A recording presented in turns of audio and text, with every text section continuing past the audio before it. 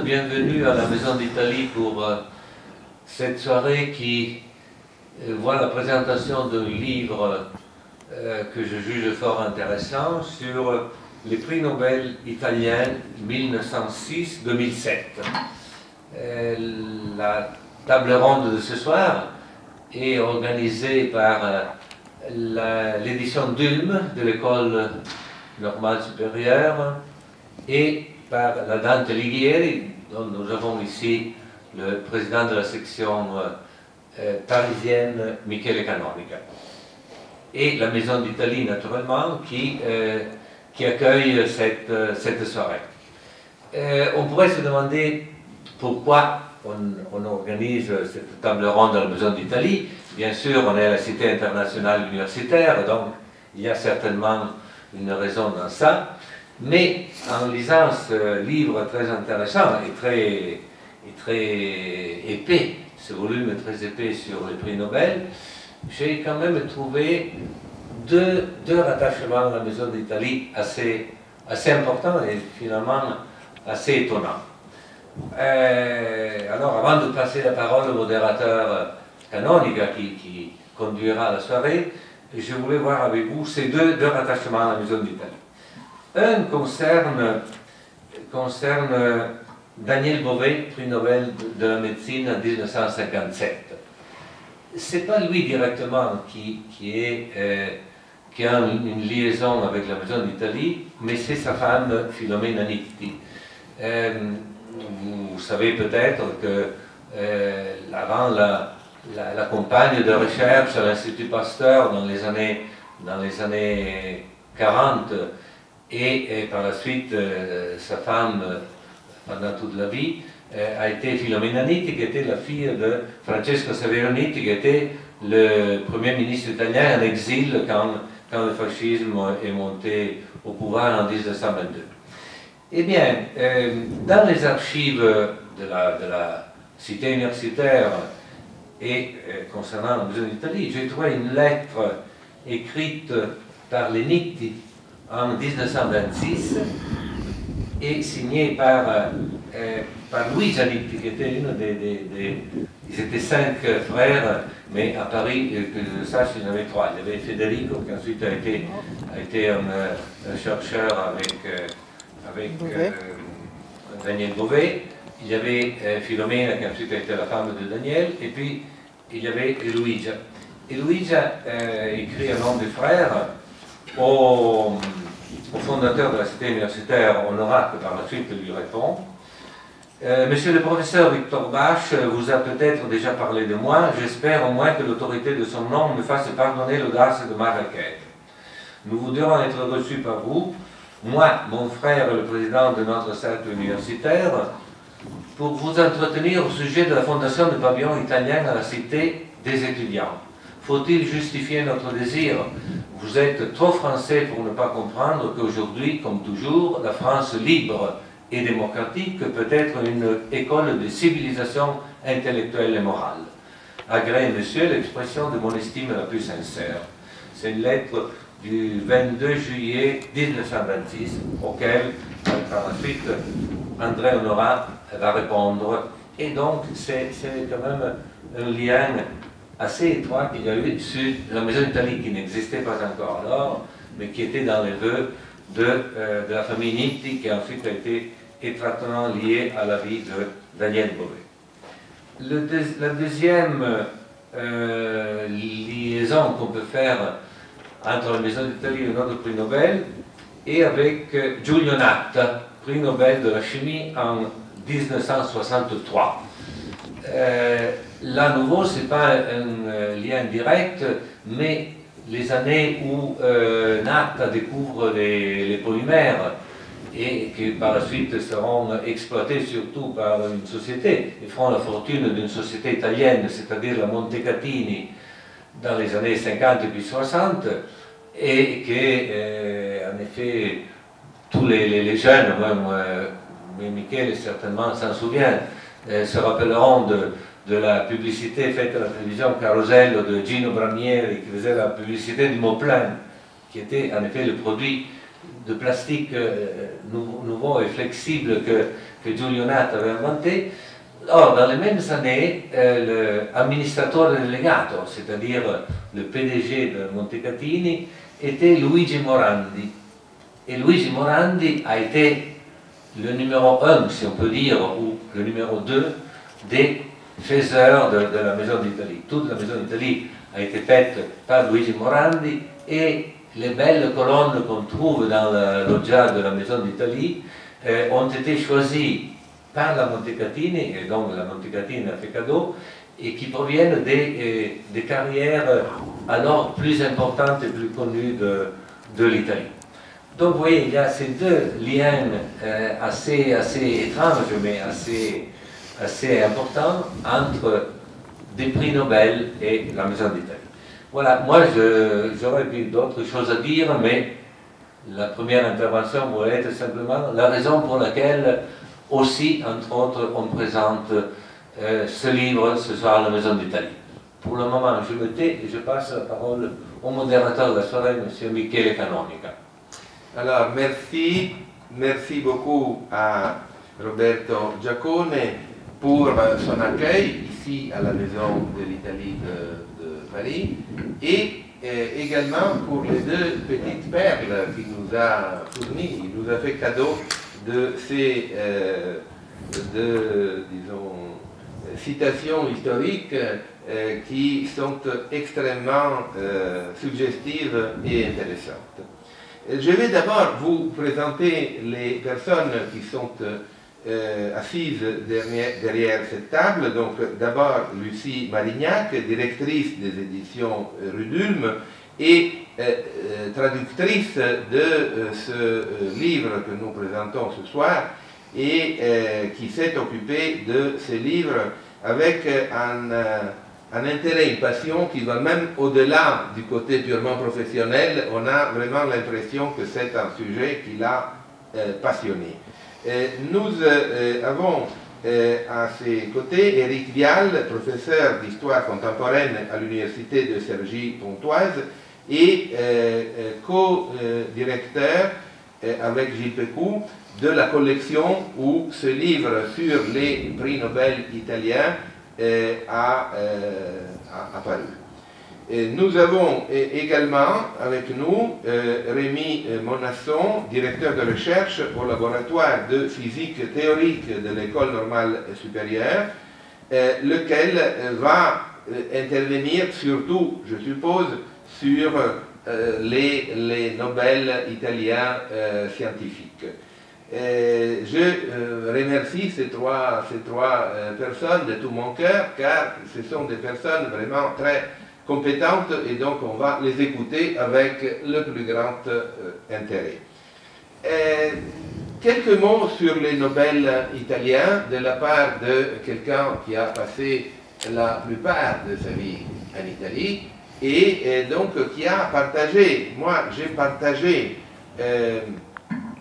l'émotion d'une partie de mes compatriotes face à la remise de ce prix qui est le plus prestigieux du monde à des personnes, à des illustres enfants de la patrie italienne.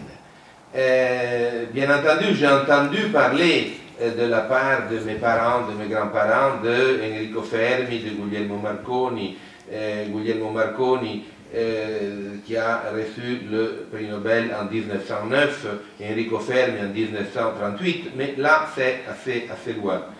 J'ai entendu parler avec émotion du premier prix Nobel italien, c'est-à-dire Giosuè Carducci, 1906, là c'est encore plus loin, et c'est un nom que j'ai entendu plusieurs fois aussi dans ces dernières années, car Giosuè Carducci a été non seulement le grand poète que tout le monde connaît, mais également un protagoniste de la vie culturelle italienne, et entre autres le fondateur de la Società Dante Alighieri, dont j'ai l'honneur de présider le comité parisien et qui est de loin la plus grande association culturelle italienne. Donc cette association, la Società Dante Alighieri, a été fondée en 1889 par Giosuè Carducci et donc cela fait bien plus qu'un siècle qu'elle opère dans le monde entier, dans tous les continents, avec plus de 500 comités. Je le répète avec fierté, c'est de loin la plus grande association culturelle italienne ayant pour vocation de faire connaître la langue et la culture italienne dans le monde entier.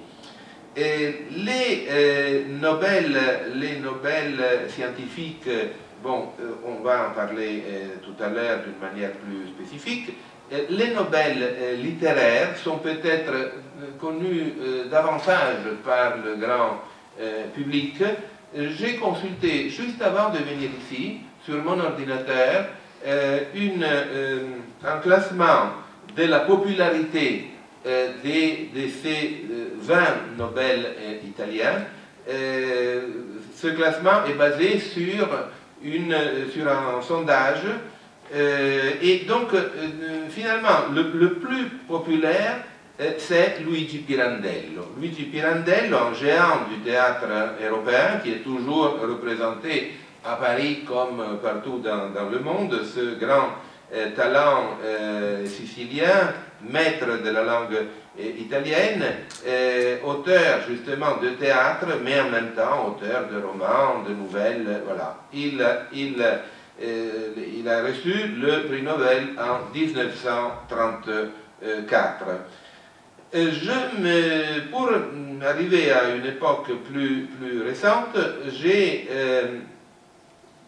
j'ai entendu parler directement des polémiques concernant l'attribution du prix Nobel à Salvatore Quasimodo et Eugenio Montale. Non pas parce qu'en Italie, ces deux grands poètes n'étaient pas considérés dignes de cette reconnaissance d'envergure mondiale, mais parce qu'il y avait d'autres écrivains très connus dans un passé récent et qui, d'après plusieurs Italiens, auraient mérité aussi le prix Nobel. Par exemple, le poète Ungaretti, qui a été candidat à plusieurs reprises, ou le romancier Alberto Moravia, lui aussi très connu. D'ailleurs, Moravia est très connu en France et traduit en français quelques-uns de ses livres étaient devenus de best-sellers en France et les films tirés de ces romans ont été bien sûr vus avec intérêt par un public international. Il faut dire que aussi de grands écrivains non italiens très connus n'ont pas reçu le prix Nobel. Il suffit de penser par exemple à Marcel Proust ou dans une époque plus récente au grand écrivain argentin Georges Borges, pour le dire en espagnol. Lui aussi, il n'a pas reçu le prix Nobel et pourtant est considéré comme l'un des sommets de la littérature mondiale. De fortes polémiques avaient accompagné l'attribution du prix Nobel à Dario Fo. Dario Fo était très caractérisé en 1997, quand il a reçu le prix, était considéré comme très engagé à l'extrême gauche. Et il y avait eu un spectacle intitulé en italien Morte accidentale di un anarchico, je ne connais pas le titre français, mais de toute manière un spectacle qui a été un grand succès dans le monde entier. En effet, dans les années qui ont suivi, malgré la force de suggestion de cette pièce théâtrale, personne n'a donné la preuve finale que cet anarchiste avait été vraiment tué. Et reste le fait que le commissaire de police qui est accusé d'une manière plus ou moins directe d'avoir contribué à cet assassinat a été tué par des terroristes et donc il est devenu une sorte de martyr. Donc Dario Fo, en effet, c'est un personnage dont on a reconnu bien sûr les talents d'homme de théâtre, mais un personnage en même temps très controversé. Là, je vous ai raconté tout ça pour vous dire que ces prix Nobel ne sont pas restés comme ça dans une espèce de limbe où les communs mortels n'arrivent jamais. Ils ont été l'objet d'une discussion, disons, même assez polémique, et cela n'a fait que renforcer leur notoriété très importante en Italie comme ailleurs. Donc, je prie Lucie Marignac, qui est à mes côtés, de nous expliquer comment elle est arrivée à se passionner tellement à ce livre et donc le parcours de cette version française de ce livre qui a été édité, n'oublions pas, il a été réalisé grâce au Segretariato Europeo per le Pubblicazioni Scientifiche, donc un organisme italien. Mais ça, le livre dont nous parlons aujourd'hui, c'est bien sûr la version française. Merci. Alors cet organisme, justement, qu'on appelle de façon abrégée le CEPS, est un organisme extrêmement précieux qui est basé à Bologne et qui, le plus souvent, n'a pas pour mission de faire écrire, de commander des livres comme celui-là. Celui-là a été commandé à l'initiative du CEPS à un certain nombre d'universitaires gravitant autour de l'université de Bologne pour essayer de combler une lacune parce que ses membres avaient considéré qu'il serait intéressant à un moment de faire le point sur ce qui pouvait unir ou séparer les différents éminents écrivains et scientifiques qui, au fil du temps, avaient reçu le Nobel en Italie et essayaient de lire un peu l'histoire intellectuelle et scientifique de l'Italie à travers le prisme du Nobel. Mais la vocation originelle du CEPS n'est pas celle-là, c'est d'aider à la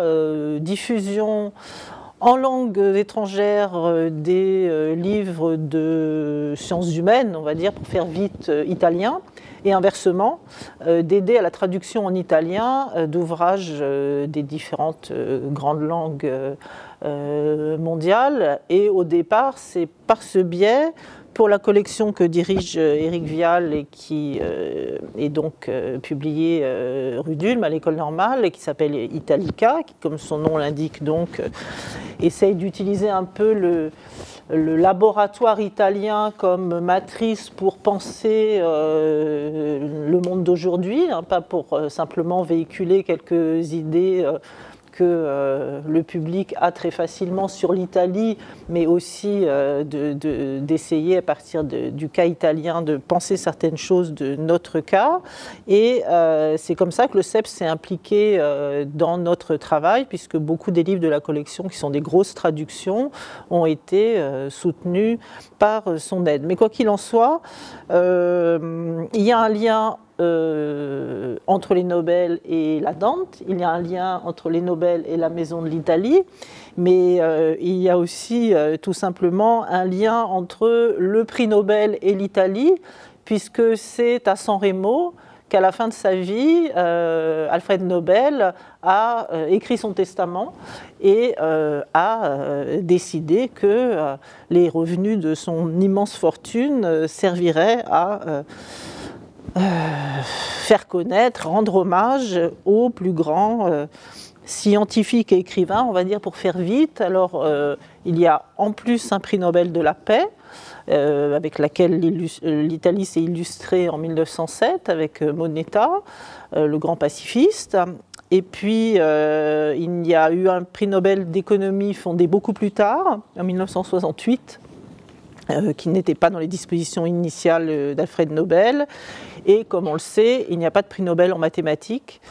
C'est donc la médaille Fields qui joue un peu ce rôle. Les auteurs de ce livre ont consacré un long chapitre à Bompiani, qui est la médaille Fields italienne.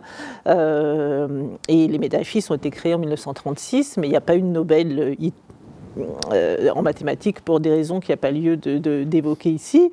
Mais toujours est-il que le CEPS a souhaité que, en utilisant beaucoup de sources d'archives, le plus souvent inédites, on essaye de voir quels avaient été précisément les mécanismes à l'œuvre dans l'attribution des prix, ce qui avait joué dans la sélection des candidats, les incidences entre les intérêts des membres de l'Académie et certains choix, bref, les coulisses en quelque sorte de l'attribution du prix. Et cela a été d'autant plus possible jusqu'au prix Nobel des années 60 que, comme les archives Nobel sont sous embargo pendant 50 ans, jusqu'au prix Nobel de 59, dans ce livre, il a été possible aux collègues universitaires qui ont fait ce travail sur ces Nobel d'avoir accès aux minutes, aux délibérations détaillées des assemblées Nobel, aux échanges de courriers, aux alliances, aux retournements de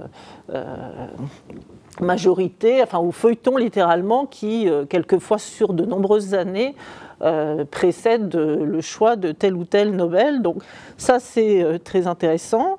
Et l'autre feuille de route, en quelque sorte, du CEPS pour ce livre, c'était que on s'attache beaucoup à voir quelles avaient pu être les conséquences non seulement scientifiques, mais aussi culturelles et sociales de l'attribution du Nobel à telle ou telle grande figure, de voir comment certains prix Nobel s'étaient saisis de ce prix pour ensuite avoir une action dans tel ou tel domaine qui leur paraissait spécialement important, en profitant de ce qu'ils étaient devenus des figures médiatiques pour faire passer tel ou tel message. Et c'est tout cela qui est analysé dans chaque partie du livre, avec un soin particulièrement minutieux apporté à l'étude des discours de remise des prix et de réception du prix, c'est-à-dire des discours des lauréats, qui ne sont pas du tout uniquement des exercices obligés, mais qui révèlent énormément de choses de la manière dont s'est faite l'attribution des vraies raisons, des raisons cachées, des raisons avouées, qui sont chaque fois un peu des manifestes de la position par rapport aux sciences ou par rapport à tel ou tel moment de l'évolution des écrivains de l'Académie et aussi de l'ère du temps, du contexte, de ce qui fait qu'à certains moments, c'est plutôt dans tel sens que souffle le vent, avec une sorte d'alternance, notamment en littérature. En sciences, c'est tout à fait différent, entre alternance qu'on retrouve encore aujourd'hui, entre un Nobel donné à des écrivains considérés comme des maîtres, donc Carducci, dans d'autres domaines, je ne sais pas, Hemingway ou Bellow, et puis de Nobel donné à des pionniers, en quelque sorte, à des gens moins connus internationalement, comme Quasimodo, comme Deleda. Ça, c'est encore une histoire un peu plus compliquée, puisque c'est le côté écrivain régionaliste qui a été soutenu. Mais en tout cas, d'essayer de faire alterner comme ça des voix un peu différentes. Il y a eu 6 Nobel de médecine en Italie, jusqu'à présent, donc entre les premiers prix donnés à Carducci et Golgi en médecine en 1906 et le dernier qui est aussi un prix Nobel de médecine en 2007, Mario Capecchi, qui a une histoire très intéressante, émouvante, dont on parlera sans doute Rémi Monasson. Il y a eu 5 prix Nobel en physique et il y a eu 6 prix Nobel de littérature, et sinon les autres sont moins nombreux dans chaque discipline. Mais ce qui est intéressant, c'est que ces espèces de massifs disciplinaires à l'intérieur du développement chronologique du livre fait qu'on arrive à suivre des filiations en quelque sorte, notamment dans les laboratoires, dans les écoles de recherche. On voit très bien comment se sont succédés en physique Fermi, Segre, Rubbia, Giacconi. On voit très bien l'affiliation Beauvais, Luria, Dulbecco, Rita Levi-Montalcini, Capecchi. Et on voit bien aussi pour les écrivains comment certains ont beaucoup bénéficié en quelque sorte d'un contexte historique et politique. C'est le cas de Deleda et de Pirandello, on aura l'occasion d'y revenir, je pense. Et comment d'autres ont vu en quelque sorte leur possibilité d'avoir le prix Nobel s'éloigner parce que le temps était à d'autres types de critères, et Montale, qui était considéré comme le plus grand poète de sa génération, n'a pas eu le Nobel avant d'avoir quasiment 80 ans ou 75 ans. Il a été question du Nobel de Montale pendant 20 ans, et ça n'est finalement que tardivement qu'il l'a obtenu. Puis on aura peut-être l'occasion de revenir sur le Nobel de Dario Fo, qui est aussi plein d'anecdotes, soit graves, soit amusantes, parce que le personnage lui-même, évidemment, était tout à fait à même de les susciter. Donc on a une succession de portraits de gens qui sont parfois tout à fait bouleversants ou passionnants ou émouvants, au-delà de leur grandeur de scientifique ou d'écrivain. On a une espèce de rencontre et de familiarité, puisque vous me demandiez pourquoi je m'étais un peu passionnée pour cette succession de portraits. On a l'impression d'entrer en discussion, en familiarité avec ces grandes figures qui nous apparaissent aussi dans toute leur humanité, avec ce qu'elle peut avoir d'exceptionnel. On voit ce que Beauvais ou Rita Levi-Montalcini ont fait pour la recherche médicale, pour l'amélioration du sort de l'humanité, à quel point c'était quelque chose qui était absolument, qu'ils avaient en ligne de mire chaque fois qu'ils travaillaient. Et puis on voit aussi que certains, quel que soit leur immense talent, voire génie d'écrivain, se révélaient des hommes comme parfois chacun de nous peut aussi l'être, avec leur petitesse. Et le feuilleton qui fait que Pirandello, pendant 15 ans, 20 ans, tout en composant la plus grande partie de son œuvre, ne s'est soucié que d'avoir le Nobel, était obsédé par le Nobel, ne faisait qu'écrire à ce sujet, que demander à ses proches qui pourrait intervenir, comment il pourrait l'obtenir, qu'essayer de se rapprocher de Mussolini parce que c'était le Duce qui présentait les candidats italiens.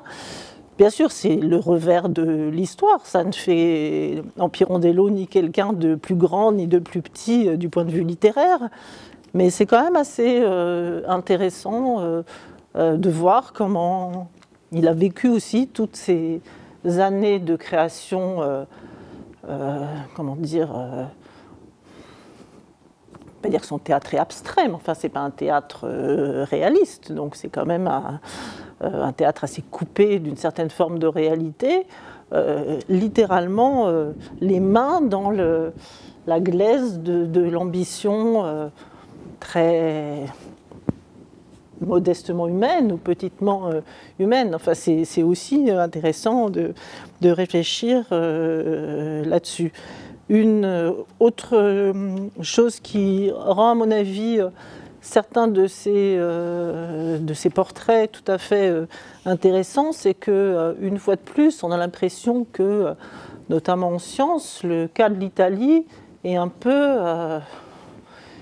une répétition de ce qui se passera ensuite en France, pour ce qui est de la vie académique. C'est-à-dire que on voit à quel point certains prix Nobel se sont insurgés contre le fait qu'ils ne pouvaient plus travailler, comme Rubbia par exemple, à cause de la bureaucratie, à cause du fait qu'il y avait littéralement des cabales qui pour essayer d'obtenir des financements qui les empêchaient véritablement de travailler et qui finissaient par ne plus pouvoir faire leur travail de chercheur. Bon, il était aux États-Unis quand il disait ça, mais ça ne change rien au fait que longtemps avant qu'on ait ce sentiment ici en France, c'est ce qu'il exprimait. Et on croit lire aujourd'hui on croit entendre certains collègues qui tous les jours se disent je travaille à essayer de rendre les conditions de ma recherche possibles, mais je ne travaille pas à faire de la recherche, et qui finissent par trouver que le système tel qu'il a pu évoluer est extrêmement difficile pour eux. Donc il y a des tas de choses qui font que ce livre, même quand il s'agit de portraits de Nobel déjà anciens, est tout à fait actuel pour nous aujourd'hui. Et je voudrais juste finir ce premier volet de commentaires, après on entrera peut-être plus dans certains cas particuliers, par la déclaration de Rita Levi-Montalcini qui peut nous faire réfléchir, enfin tous, à la manière dont certains scientifiques notamment, mais aussi écrivains certainement, pensent aux choses. Elle dit tout simplement à un journaliste qui l'interrogeait sur sa carrière, sa vie, son travail, elle-même, je pense constamment à l'avenir, je ne pense qu'à l'avenir. Mais ce qui est intéressant, c'est qu'elle dit cela, que effectivement beaucoup de chercheurs peuvent dire, en 2013. Et en 2013, elle a 101 ans.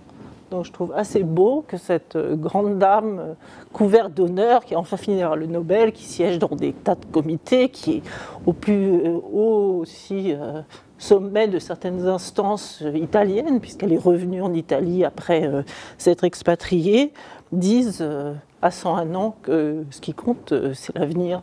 Pour un chercheur, c'est assez beau. Donc le livre est émaillé de témoignages et de citations qui donnent souvent beaucoup à réfléchir et nous donnent l'impression qu'on a fréquenté un peu certaines de ces personnes. Voilà.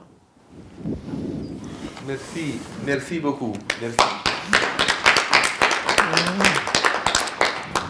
Donc, une intervention très, très dense, et là j'ai pris quelques notes parce que j'ai trouvé qu'il y avait vraiment des sujets qui dépassaient la perception commune du prix Nobel. Par exemple, la remarque suivant laquelle le prix Nobel, et là je fais référence notamment au prix Nobel littéraire, sont donnés soit pour confirmer la notoriété et le prestige dans certains écrivains, soit pour aider à découvrir des écrivains qui sont quasiment inconnus. Et là, vous avez cité le cas de Salvatore Quasimodo, qui était en effet assez connu en Italie, mais pas énormément connu, et qui était totalement ou presque totalement inconnu à l'étranger, il n'était presque pas traduit, et donc là il s'est agi d'une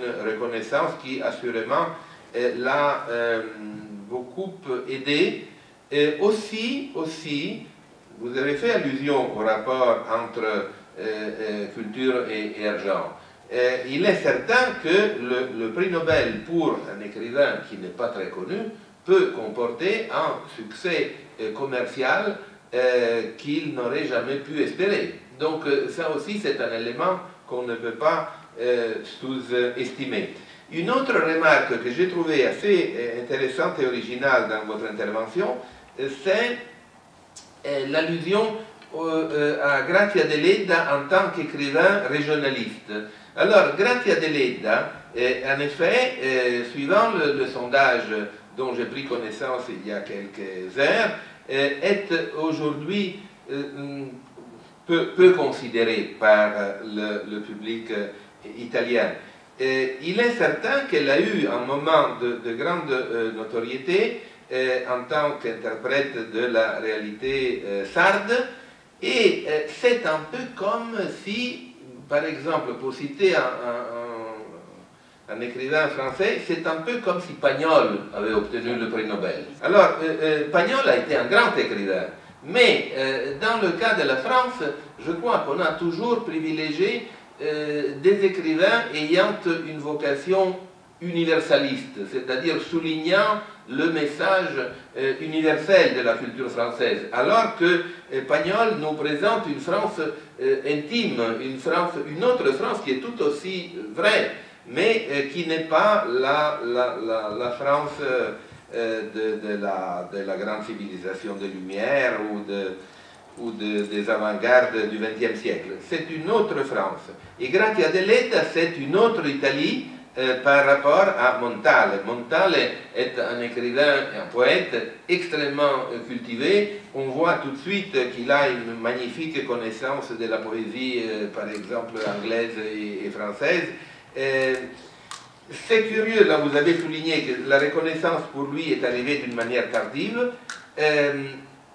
Cela a été le cas aussi de Giosuè Carducci, qui n'a pas pu s'éloigner de chez lui. Il a reçu le prix Nobel chez lui quelques mois avant de mourir. Donc il n'avait même pas la force de se rendre en Suède pour recevoir le prix. Mais je pense qu'il faut écouter à ce moment de notre soirée Éric Vial, qui est un grand connaisseur de l'histoire italienne contemporaine. J'ai eu le plaisir de l'écouter dans d'autres débats ayant un caractère justement historico-contemporanéiste et qui est, je le répète, le co-directeur de la collection où a paru le livre dont nous parlons ce soir. Éric Vial. Je vous remercie, mais d'abord je n'ai pas malheureusement de responsabilité dans la publication du livre, je le regrette parce que c'est un très beau livre, et par ailleurs je suis plutôt du côté de l'histoire politique et peu de l'histoire culturelle, mais je voudrais quand même faire quelques remarques en retirant ça d'ailleurs du côté de l'histoire politique justement, sur la capacité d'aveuglement disons, du public, italien ou français d'ailleurs, sur les forces intellectuelles d'un pays. Je pensais à un ministre de la Culture lors d'une cohabitation qui avait commencé à expliquer que la France, de toute façon, n'avait jamais de prix Nobel scientifique, que ce n'était pas un pays sérieux, etc. Que c'est d'ailleurs la faute du gouvernement précédent, probablement. Je crois que c'était Léotard. Et juste à ce moment-là, je crois que c'est Pierre-Gilles de Gênes qui a eu le prix Nobel. Bon, c'est la vengeance, enfin, le hasard se venge parfois. Bon, on a un peu le même, j'ai l'impression qu'on a un peu le même phénomène en Italie. C'est-à-dire que, et je suis désolé par rapport à ce qui a été dit avant, on a l'impression qu'on parle des prix Nobel essentiellement de littérature. Oui, oui, surtout. On oublie que finalement l'Italie est un pays, c'est un des pays remarquablement équilibré. Je m'étais amusé à faire des petits tableaux, des petits pointages. Et effectivement, j'ai été surtout étonné. Bon, je m'attendais au prix Nobel de littérature, comme pour la France. Je m'attendais moins au prix Nobel de médecine et de physique, dans une quantité, une proportion qui est tout à fait importante. Et je crois que la mémoire collective l'a oublié. Je voudrais partir d'une très mauvaise référence, là, mais vraiment très mauvaise, d'un personnage historique bien connu, qui un jour a évoqué un peuple de poètes, d'artistes, de héros, de saints, de penseurs, de scientifiques, de navigateurs et de migrants. C'est un certain Benito Mussolini. La citation est restée en très grandes lettres à Léour. Donc c'est une citation qui est avouable. Eh bien, lorsqu'on la trouve reproduite, on a droit à Italiens, peuple de saints, de poètes et de navigateurs, ou peuple de héros, de saints, de poètes, d'artistes, de navigateurs, de colonisateurs, de migrants. Tout d'un coup, les penseurs et les scientifiques ont disparu. On a l'impression que la postérité est moins juste pour la variété du monde intellectuel italien que ne l'était le Duce, ce qui est tout de même éminemment déplorable. C'est un discours prononcé le 2 octobre 1935, en plus contre la condamnation de l'Italie par la SDN à cause de l'agression contre l'Abyssinie. C'est assez ennuyeux à citer de ce point de vue-là, mais cela correspond à une réalité, et une réalité aggravée lorsque l'on va chercher les échos de cette phrase de Mussolini. Elle est généralement réduite à poète, artiste et héros, avec quelques fioritures supplémentaires, On va vous expliquer qu'on aurait dû rajouter et de politiciens corrompus, enfin aujourd'hui. On a un rappeur qui a un nom d'ailleurs illustre, mais je ne sais pas si c'est la même, je ne pense pas que ce soit la même famille, c'est Michele Salvemini. Je ne pense pas qu'il ait un rapport direct avec Gaetano Salvemini, qui, dans les poncifs sur l'Italie, parle d'Italie brave gens, Italiens au cœur d'or, l'Italie est une république fondée sur le travail, de saints, de poètes, de mafieux et de navigateurs, etc. Bon, désolé, mais quand on rajoute des choses, ce n'est pas laudatif, et on oublie justement les scientifiques. Il y a une occultation systématique, un oubli des... Alors, les Italiens ne sont pas les seuls. Je me souviens, je citais Léotard tout à l'heure, qui s'était légèrement trompé. Bon, et on a des formules. Cette phrase de Mussolini a été transformée en peuple d'évaseurs fiscaux et de commis voyageurs. Ça, c'était dans un journaliste en 2014, évidemment. On a des blagues, des farces dans la Stampa. On va trouver une phrase sur le fait que les Italiens ne sont pas seulement des saints, des poètes, des navigateurs et des entraîneurs sportifs, mais aussi un peuple de consultants du gouvernement pour les questions les plus délicates. C'est une phrase qui est devenue illustre et qui est toujours citée de façon complètement tronquée. Ce qui tout de même m'ennuie un petit peu. Pour une fois qu'il y a une citation avouable de Mussolini, citation qui est restée en grande lettre à Léour. Il est difficile de se promener dans le quartier de Léour sans tomber dessus. Citation qui n'a pas été éliminée, c'est d'ailleurs peut-être un petit problème, mais ça c'est une autre histoire. Les Italiens sont un peuple d'eux, et les scientifiques sont oubliés. On a droit et de commis voyageurs, on a droit, enfin bon, il suffit de prendre la presse, de saints, de navigateurs et d'ignorants. Bon, on a vraiment, si on prend la presse, si on prend les topos, les topoi surtout, on a un discours qui est tronqué et on utilise une mauvaise référence. Je ne pense pas qu'il soit très utile de reproduire les propos du Duce de façon pérenne, mais en plus, on élimine ce qui pourrait être finalement intéressant. En gros, les Italiens sont des navigateurs, des entraîneurs et des experts en droit canon, par exemple.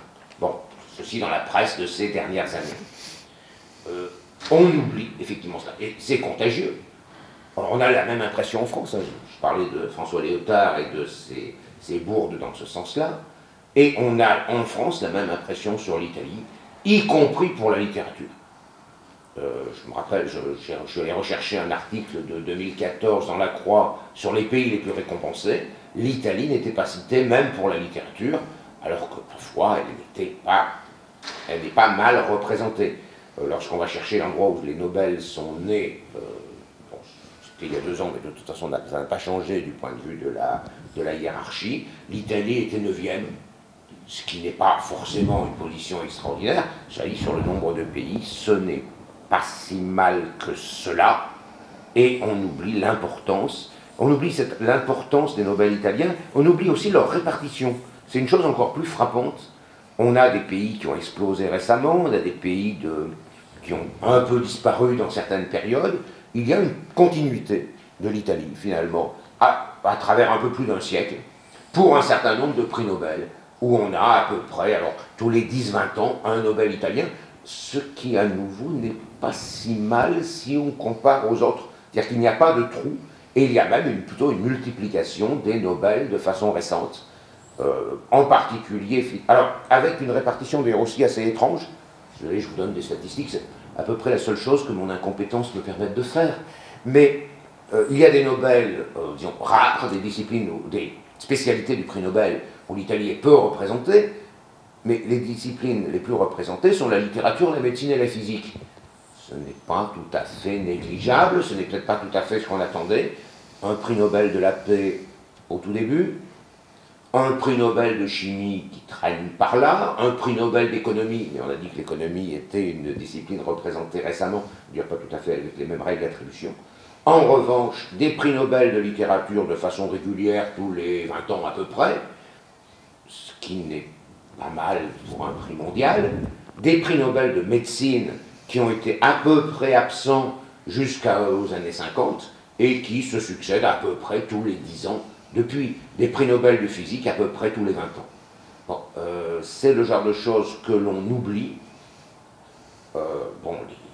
C'est le genre de choses que l'on oublie. Alors pourquoi? je crois qu'il y a d'abord un premier effet, c'est qu'il est tout de même plus facile, lorsqu'on est historien, de parler, pas historien des sciences, de parler des écrivains. Après tout, on est assez proche de nos spécialités lorsqu'on est littéraire. Enfin, on est littéraire, non littéraire, non spécialisé de littérature italienne, que de parler de médecine ou de physique. Je pense aussi qu'il y a des effets de représentation et d'auto-représentation. C'est-à-dire que ce ne sont... Je parlais de Léotard, on a la même chose en Italie. C'est-à-dire qu'à quelques noms près, Britalini ou Montalcini par exemple, on oublie beaucoup plus vite les prix Nobel de médecine, de physique, que les prix Nobel de littérature. Ça, c'est dommage. Enfin, c'est dommage pour l'image générale. Dans un pays qui finalement fournit son contingent de prix Nobel de littérature, avec quelques-uns, je vais dire, un peu justement oubliés, tant pis pour Maria Deleda, tant pis si je ne suis pas très juste, quelques-uns éventuellement qui ont été sortis de la confidentialité par le prix Nobel, y compris au niveau international, mais le prix Nobel n'est pas un prix Nobel de roman, et les poètes, par définition, s'exportent moins bien, ceci pour Salvatore Quasimodo, par exemple. C'est plus facile d'exporter Dario Fo. Bon, il faut quand même dire les choses comme elles sont. Mais, excusez-moi, on a donc des prix Nobel de façon régulière, des prix Nobel de médecine que l'on oublie, des prix Nobel de médecine qui sont plus récents. On a l'Italie, vieille terre, vieille culture, on se dit que, comme pour d'autres pays, ce sont de ces pays qui ont fourni des prix Nobel autrefois, qui en fournissent moins, c'est plutôt le contraire. En médecine, les prix Nobel italiens se succèdent à peu près par décennie, un peu moins depuis les années 90, je veux dire. Mais on se sont succédés des années 50 aux années 90, 4 décennies, 4 prix Nobel, ce qui à nouveau n'est pas si mal lorsqu'on compare aux autres pays. On a également une régularité en physique et en littérature. Donc on a une distribution des Nobel italiens qui correspond, me semble-t-il, à une continuité dans 3 spécialités. Alors après, il faudrait que des spécialistes nous expliquent pourquoi pas en chimie, bon, pourquoi pas le prix Nobel de la paix. Je pense qu'un certain Benito Mussolini, que je commençais à citer au départ, y a été un certain temps pour quelque chose. Bon, évidemment. Mais après tout, ce n'est pas forcément le cas aujourd'hui. Pourquoi pas en chimie, pourquoi peu en chimie, une fois dans les années 60, pourquoi peu en économie, une fois dans les années 80, mais c'est un prix Nobel plus récent. Pourquoi cette continuité en physique, cette explosion en médecine, la permanence en littérature, on la comprend plus facilement parce que l'on est plus proche peut-être de l'histoire de la culture italienne que de l'histoire de la science. Je ne sais plus du tout ce que j'avais à dire et je me suis perdu dans une phrase et je vous remercie de ne pas me l'avoir fait remarquer. Mais on peut se demander en gros ce qui fait qu'un pays qui fournit régulièrement des prix Nobel de médecine et de physique, ou des prix ne se pense pas, de ce point de vue-là, comme un grand pays scientifique. On a le même problème en France. Ce que je disais sur les facéties de M. Léotard se confirme. Alors, est-ce que c'est un problème de pays latin? Est-ce que c'est un problème de culture scientifique? Ce n'est pas à moi de le dire. Je pense que la France a exactement le même problème d'ailleurs.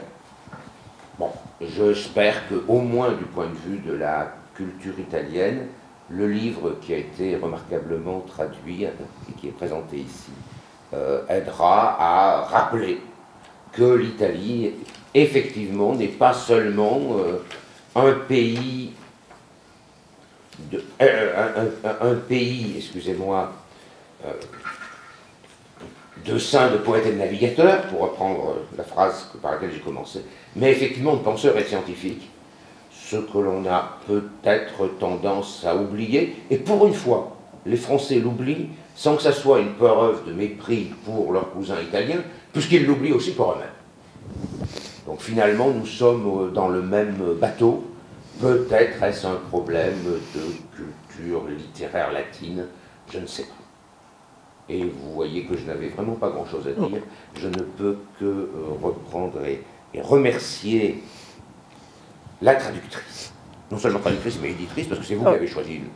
Oui, mais merci au directeur de collection d'avoir tout suivi, accepté, conseillé. Je ne suis pas sûr que j'étais directeur de collection, co-directeur de la collection au moment où ça a été lancé. Ça fait longtemps. Ou du moins, j'ai accepté le projet avec enthousiasme, vu la qualité du livre, et j'ai bien fait, je crois, Maintenant, reste justement à montrer que, à côté des saints, des poètes et des navigateurs, il y a effectivement une Italie qui est un pays aussi de physiciens, peut-être encore plus de médecins, puisque les prix Nobel de médecine, si on prend des statistiques, ont été rares avant les années 50 et se succèdent à peu près de 10 ans en 10 ans depuis les années 50. Là, on peut faire des statistiques. Les prix Nobel de littérature, c'est à peu près un tous les 20 ans, ce qui correspond après tout à une répartition dans la littérature mondiale tout à fait correcte. Alors évidemment, c'est dommage pour ceux qui tombent mal. On pourrait imaginer que Rigo Nistern aurait pu avoir le prix Nobel. Bon, ce n'est pas le cas. Je rappelle que... Aussi Umberto Eco avait été candidat, par exemple. Oui, et malheureusement, on ne donne pas le prix Nobel à titre posthume. Donc, ce qui simplifie d'ailleurs les choix. Mais, bon, on a un certain nombre de prix, d'une régularité des prix en physique. Alors, une régularité absolue hein, depuis les origines. Une régularité des prix en médecine depuis l'après-Seconde Guerre mondiale. C'est le genre de choses qui ne correspond pas, disons, aux stéréotypes de l'Italie, y compris vu par les Français. Mais je vous rassure, le stéréotype de la France vu par les Français, et vu en particulier par cet ancien ministre qui ricanait sur le fait qu'il n'y avait pas de prix Nobel scientifique, juste l'année où Pierre Gilles de Gennes a eu le prix Nobel, cela me paraît relever des stéréotypes que la réalité vient démentir. Bon, je bavarde, il y a des gens quand même beaucoup plus compétents que moi qui vous parleront de façon beaucoup plus sérieuse. Merci, merci beaucoup. Voilà, donc là, encore une fois, on a écouté une intervention très intéressante. Et notamment, je trouve intéressantes les citations les références à la citation de Mussolini qui se trouve à l'Eur, à Rome. En effet, les politiques ont parfois tendance à citer des stéréotypes et des lieux communs pour devenir plus populaires. Et ils commettent des gaffes, même en régime démocratique. Je me souviens par exemple, probablement vous aussi vous vous souvenez, d'une dame qui a été Premier ministre dans une période, là je vais rester un peu dans le vague, dans une période de présidence socialiste, et laquelle avait évoqué des lieux communs concernant les Japonais et les Anglais, comme si les Anglais étaient tous homosexuels, par exemple. Alors là, il s'agissait d'une gaffe, je trouve, assez grave. Je ne vais pas la mettre sur le même plan d'un dictateur comme Mussolini, lequel, de toute manière, en effet, espérait probablement augmenter sa popularité en faisant allusion à un lieu commun répandu non seulement dans le monde, mais en Italie aussi, sur les Italiens. C'est-à-dire, nous sommes tous des artistes, des poètes, des navigateurs, etc., comme si le domaine scientifique était négligé par la culture italienne. Et justement, notre professeur Éric Vial a bien démontré que ce n'est pas vrai, et que la culture italienne dispose d'énergie considérable dans le domaine scientifique. Mais ça, c'est le sujet dont va nous parler Rémi Monasson. Et c'est vrai que jusqu'à présent, on a parlé un peu plus des Nobel littéraires, donc c'est le moment de nous pencher sur les Nobel italiens scientifiques. Oui, merci. En fait, je voudrais commencer l'intervention en remerciant d'abord Lucie Marignac parce qu'elle m'a permis de prendre connaissance de ce livre, d'ailleurs. Et alors évidemment, moi je suis physicien, mais je travaille à l'interface avec la biologie, donc je connaissais superficiellement ou parfois plus en détail la plupart des découvertes correspondant au prix Nobel de physique et de biologie, enfin on va dire médecine et physiologie, mais en fait c'est de la biologie dont on parle ici, qui sont racontées dans ce livre. Mais j'étais vraiment totalement ignorant des histoires personnelles des scientifiques qui ont réalisé ces découvertes, histoires parfois totalement poignantes, émouvantes dans certains cas, et puis de certains aspects, on va dire, très positifs, parfois un petit peu moins positifs des scientifiques en question. Donc je pense que c'était extrêmement enrichissant de prendre connaissance de toutes ces informations. Alors maintenant, si on rentre un peu plus en détail pour la physique et la biologie, on remarque quand même une chose qu'a dit justement Lucie Marignac, c'est l'importance des filiations. Les filiations, je dirais, humaines, mais aussi les filiations scientifiques, intellectuelles. C'est ce qui frappe. C'est la première chose qui peut frapper.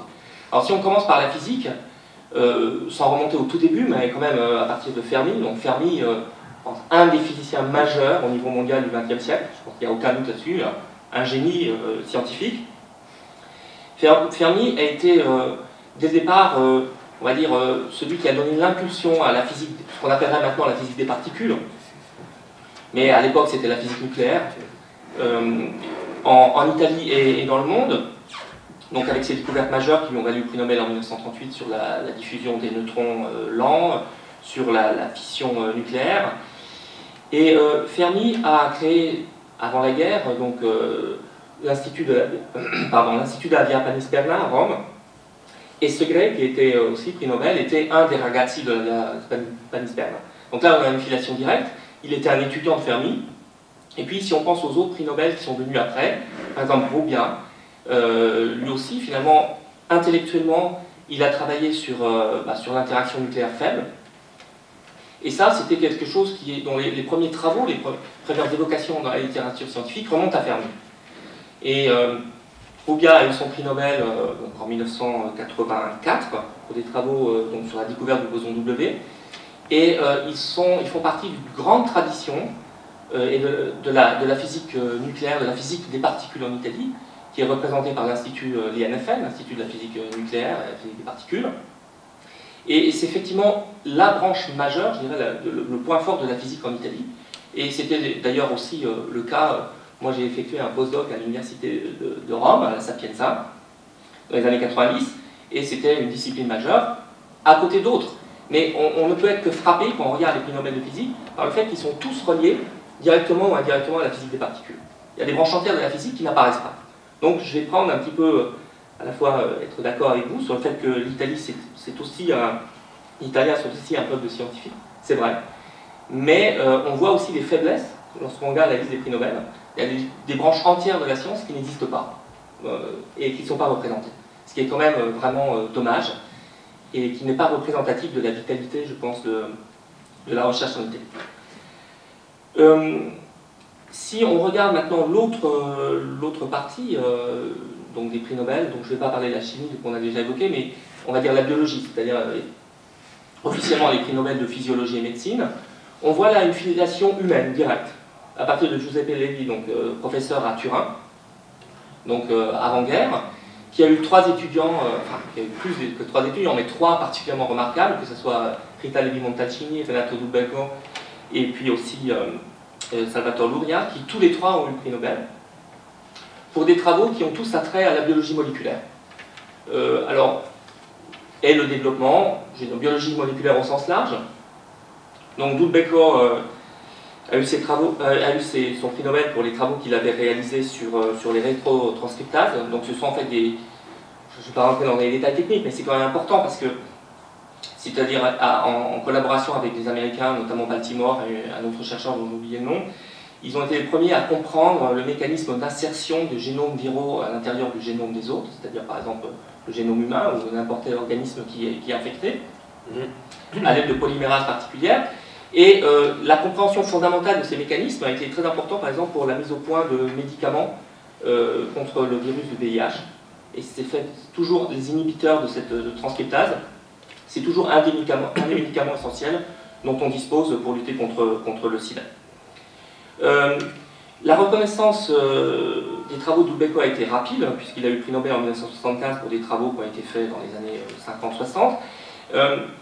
L'autre personnage scientifique qui était aussi un ex-étudiant de Lévy, c'est Luria. Luria, lui, il a travaillé sur la génétique des virus. Il a mis... en fait, il a été un des premiers à comprendre l'existence des enzymes de restriction. Alors, j'extrapole un petit peu, mais disons, ces travaux ont été directement à la découverte des enzymes de restriction, qui sont maintenant un des outils fondamentaux de l'ingénierie génétique. Et Lui a eu le prix Nobel en 1969, a été reconnu très vite, il est directeur et professeur au MIT, directeur d'un centre de recherche sur le cancer au MIT, donc aux États-Unis. Et puis arrive le troisième ou la troisième élève de Lady Montatini. Je ne respecte pas l'ordre chronologique. Mais je pense pour elle, l'histoire est légèrement différente, puisqu'elle a aussi fait des travaux majeurs dans les années 50, mais qui ont été reconnus, qui ont été plus tard, donc prix Nobel en 1986. Et je pense que ça n'est pas le hasard, c'est parce que ces méthodes d'investigation des années 50 ne correspondaient pas peut-être au canon de la biologie moléculaire tels qu'ils se sont développés dans l'époque moderne. En particulier, donc, sa découverte du NGF, le Nerve Growth Factor, c'est-à-dire de protéines ou de complexes protéiques qui sont extrêmement importants pour la prolifération, la croissance et la survie des neurones ou des terminaisons nerveuses, eh bien, n'était pas caractérisé au départ par des méthodes, on va dire, standards, bien acceptées par les biologistes. C'est seulement dans les années 70, quand ces protéines ont été synthétisées et cristallisées, donc on a pu comprendre leur structure, que les gènes correspondants ont été identifiés, que finalement il y a eu une reconnaissance absolument complète par la communauté scientifique, et que le prix Nobel lui était attribué. Même s'il y a eu quelques polémiques qui sont racontées dans l'ouvrage, et c'est là quand même que la reconnaissance a eu lieu. Bien, et donc on voit ces filiations qui sont à la fois donc intellectuelles et scientifiques, donc certains thèmes sont très très bien représentés et d'autres beaucoup moins. Donc ça c'est une première chose qui est frappante. La deuxième chose qui est frappante, c'est peut-être, et c'est là donc je prends un peu le contre-pied de ce qu'a dit monsieur Vial, c'est que oui effectivement l'Italie a produit des scientifiques de très très grande qualité, mais malheureusement si vous regardez où les travaux ont été faits, après Fermi, ils ont tous été faits à l'étranger. D'accord ? Donc Fermi était le dernier qui a été récompensé par un prix Nobel scientifique. Je ne parle pas de Natta, qui est en chimie, je parle des physiciens et des biologistes ici, et qui a été récompensé par le prix Nobel pour des travaux faits en Italie. Et le cas de Mario Capecchi, qui est un cas extrême, qui est le dernier prix Nobel, en 2007 si je ne me trompe, lui c'est un cas extrême puisqu'il est parti aux États-Unis après une enfance extrêmement difficile, je pense que le livre raconte bien cela, à l'âge de 8 ans. Donc lui n'a même pas été formé en Italie, il a été formé aux États-Unis. Il a bénéficié du fait que sa mère était américaine et son oncle, le frère de sa mère, était professeur de physique à l'université de Princeton, et il a pu ensuite, dès qu'il est arrivé aux États-Unis et qu'il est rentré dans un système éducatif très privilégié, il a pu donner, disons, toutes ses capacités, montrer ses capacités qui étaient exceptionnelles. Et c'est un personnage hors du commun. Une chose qui m'a beaucoup frappé de lui aussi, c'est que je ne savais pas du tout, c'est que donc il a fait ses études à Harvard, il a eu ça sous la direction de James Watson, donc prix Nobel pour la découverte de la structure en double hélice de l'ADN. Donc reconnu immédiatement, assistant professeur à Harvard donc en 1969, associate professor en 1971, et puis tout d'un coup il décide de quitter Harvard, qui est quand même, si on regarde tous les classements de Shanghai et tout ça, numéro 1, pour aller dans l'université de l'Utah, qui est certainement une université extrêmement respectable, avec des gens très compétents, mais qui n'a pas aussi fameuse ou aussi célèbre que l'université de Harvard, pour être essentiellement tranquille et ne pas subir de pression et travailler sur des sujets qui l'intéressaient. Et il a bien fait, puisqu'il a pu comme ainsi faire des travaux majeurs. Donc lui a travaillé sur le gene targeting, c'est-à-dire en fait l'utilisation de techniques d'ADN, de recombinaison d'ADN homologue pour modifier, éteindre, changer les propriétés de gènes dans des souris. Donc c'est des techniques qui sont utilisées de manière majeure maintenant. Voilà, ces techniques du knockout, c'est-à-dire qu'on peut fabriquer des organismes, des souris en particulier, qui ont des gènes modifiés et voir en quoi ces modifications de gènes changent leur comportement. Mais vous voyez, c'est à la fois, en lisant tous ces travaux, on ne peut être qu'admiratif devant toutes ces découvertes, on peut être aussi un peu amer devant le fait que finalement la plupart ont été faites aux États-Unis. Et pour en rajouter une petite couche, quand ces gens ont voulu revenir en Italie, ça ne s'est pas toujours très très bien passé. Donc peut-être, bon, ils sont revenus à des âges où ils n'étaient peut-être pas aussi productifs qu'ils l'étaient au moment où ils ont fait leur découverte, ce qui est bien possible aussi. Mais bon, ça n'a pas toujours été facile de s'insérer. Par exemple, je prends juste un exemple sur le European Brain Research Institute, créé par Rita Levi-Montalcini. Bon, c'est un institut qui, à ma connaissance, existe encore formellement. Donc, par exemple, je suis allé à une conférence à Rome au mois d'avril, qui était organisée par l'EBRI, mais je ne suis pas sûr qu'il existe vraiment autre chose que l'organisation de ces conférences. Donc, bon, là, je m'avance un peu, hein. Il faudrait demander à des spécialistes sur place. Mais je ne sais pas si elle a pu laisser une trace, disons, au niveau organisationnel dans la recherche italienne, je n'en suis pas sûr. Donc ça, c'est une chose que je trouve dommage. Donc voilà un peu ce que je voulais dire. Moi, j'ai aucun doute sur ce que disait Éric Vial, c'est-à-dire que l'Italie a produit et continue à produire beaucoup de très très bons scientifiques. Et là, je parle d'un point de vue personnel, mais nous avons, moi je travaille au laboratoire de physique théorique à l'École normale supérieure. Je dirais que la deuxième langue après le français, et je ne suis même pas sûr que c'est la deuxième, c'est l'italien. C'est-à-dire que nous avons énormément de doctorants, de post-docs, de visiteurs, de chercheurs permanents qui viennent d'Italie, qui restent en France, parce que culturellement, géographiquement, c'est quand même le pays voisin, le pays cousin. Donc de très très grande qualité. Et je trouve dommage pour l'Italie que finalement tous ces gens remarquables ne puissent pas continuer leur recherche par manque peut-être de ressources, de postes. Non pas que la situation soit forcément toujours très très brillante en France, mais je trouve ça un peu dommage pour l'Italie. Voilà. Et je le dis avec beaucoup d'admiration et d'affection pour l'Italie, qui est un pays qui compte beaucoup pour moi. Merci. Merci beaucoup. Alors, avant de démarrer notre deuxième tour, je voudrais faire référence à ce raisonnement très bien fondé, malheureusement, de Rémi Monasson sur le fait que la plupart de ces grands talents scientifiques italiens n'ont pas réalisé l'essentiel de leur activité en Italie. Et là, moi j'ai connu Rita Levi-Montalcini, laquelle disait d'une manière très claire que l'Italie ne fournissait pas les meilleures conditions pour son activité. Si elle était rentrée en Italie, c'était pour un sentiment d'affection profonde face à son pays, donc le plaisir d'y passer les dernières années de sa vie, sans compter qu'elle avait été aussi nommée sénateur à vie. Vous savez qu'il y a 5 sénateurs de nomination présidentielle, et donc elle fournissait aussi son apport. Elle était intervenue à plusieurs reprises dans les travaux du Sénat en fournissant ses compétences justement dans le domaine de la recherche scientifique. Mais elle sans embâche, elle disait qu'elle était bien consciente de la condition, disons, non idéale de la recherche en Italie.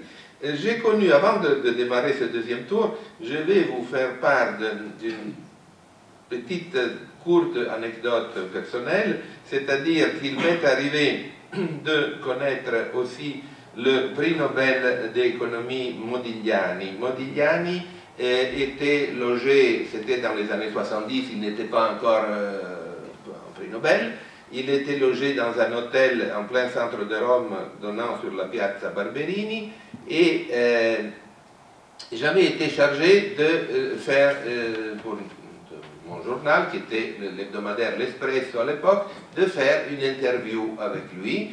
Et donc il m'a reçu, il a été très gentil, il m'a dit vous m'excusez, là je dois passer un coup de fil. Alors en ma présence, il a téléphoné au directeur de mon journal, et j'étais bien sûr très jeune à l'époque, et j'avais peut-être, je ne sais pas, 25-26 ans, et je faisais beaucoup plus jeune que ça. Et donc il a parlé en ma présence au directeur de mon journal, et lui a dit mais comment cela fait que tu m'as envoyé un gamin?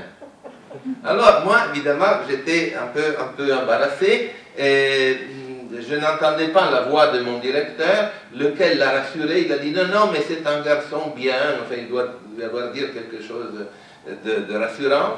Et donc, finalement, j'ai fait ce papier. Et après, Modigliani, qui était retourné entre-temps aux États-Unis, m'a téléphoné exprès pour me remercier. Mais disons que le départ avait été un peu embarrassant pour moi.